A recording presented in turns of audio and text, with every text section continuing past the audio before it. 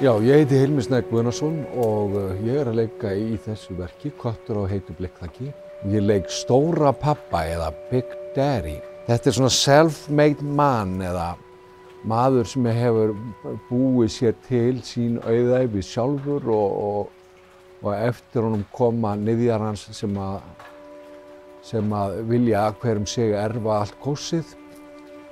Og það sitja margir hítuna og hann er svona þessi maður sem þarf að ákveða hver á að erfa hann og þetta snýst svolítið þau hitamál. Sko. Ég og Ásthildur Úa leikum par,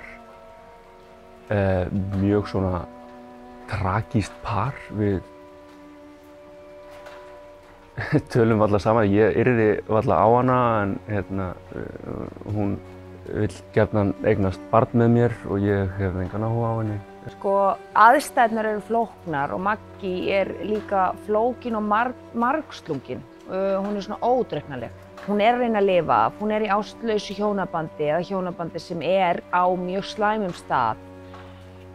Hún er líka í aðstæðum í lífinu þar sem að þetta er svolítið upp á líf og dauða því hún kemur úr lágstétt en er tengdafjölskyldurinnar, er svona háttsett fólk. Þó verkið sé upp og niður náttúrulega í drama en þá er það líka ótrúlega fyndið og þessi hópur nær vel saman. Ég dáist að þessum ungu leikurum og það er mjög gaman að leika með þessu fólki.